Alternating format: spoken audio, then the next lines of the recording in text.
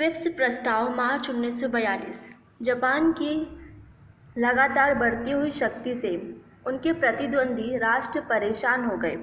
America, Australia व चीन आदि देश ब्रिटेन पर भारत को स्वतंत्र करने के लिए दबाव डाल रहे थे। परिणामस्वरूप चार्ली ने 11 मार्च 1942 को क्रिप्स मिशन की घोषणा की और 23 मार्च 1942 को क्रिप्स मिशन एकल प्रतिनिधि भारत पहुंचा।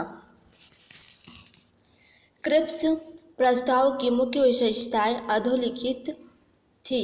क्रिप्स ने घोषणा की कि भारत में ब्रिटिश नीति का उद्देश्य जितनी जल्द संभव हो सके भारत में स्वशासन की स्थापना अर्थात युद्ध के बाद भारत को डोमिनियन स्टेटस दिया जाएगा। युद्ध के बाद एक ऐसे भारतीय संघ के निर्माण का प्रयत्न किया जाएगा जिसे पूर्ण उपनिवेश का दर्जा प्राप्त होगा।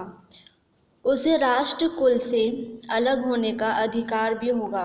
युद्ध के बाद एक संविधान निर्मात्री सभा का गठन किया जाएगा जिसमें ब्रिटिश प्रांतों के चुने हुए प्रतिनिधि तथा देशी रियासतों के प्रतिनिधि शामिल होंगे। संविधान सभा द्वारा निर्मित किए गए संविधान को सरकार 2 शर्तों पर ही लागू कर सकेगी। जो प्रांत इससे सहमत नहीं होंगे वे इसे अस्वीकार कर पूर्ववत स्थिति में रह सकते हैं, या फिर वो पूर्णतः स्वतंत्र रहना चाहते हैं, तब भी ब्रिटिश सरकार को कोई आपत्ति नहीं है। पाकिस्तान की मांग के लिए इस व्यवस्था के तहत गुंजाइश बनाई गई और भारतीय संविधान सभा तथा ब्रिटिश सरकार के मध्य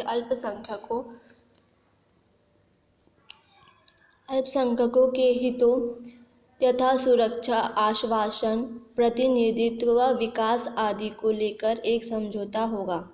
युद्ध के दौरान ब्रिटिश वायसराय की एक नई कार्यकारिणी परिषद का गठन किया जाएगा जिसमें भारतीय जनता के प्रमुख वर्गों के प्रतिनिधि शामिल होंगे, लेकिन रक्षा मंत्रालय ब्रिटिश नेतृत्व के पास होगा।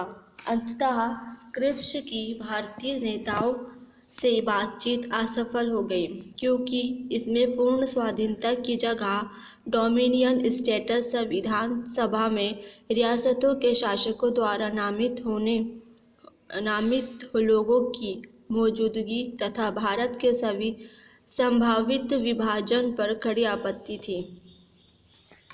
कांग्रेस तथा मुस्लिम लीग दोनों ने क्रिप्स प्रस्तावों को अस्वीकार कर दिया। कांग्रेस द्वारा कहा गया कि केवल भविष्य के वादों से संतुष्टि नहीं मिलेगी, हमें तो वास्तविक स्वतंत्रता से संतुष्टि प्राप्त होगी। महात्मा गांधी ने क्रिप्स प्रस्तावों को उत्तर दिनांकित चेक तथा ऐसे बैंक का नाम जो टूट रहा है कहा। जवाहरलाल नेहरू ने कहा कि जब मैंने इन प्रस्तावों को पढ़ा तो बुरी तरह मायूस हुआ। मुस्लिम लीग ने इन प्रस्तावों की आलोचना इसलिए की क्योंकि इसमें पृथक निर्वाचन मंडल और सांप्रदायिक आधार पर देश के विभाजन की मांग नहीं मानी गई।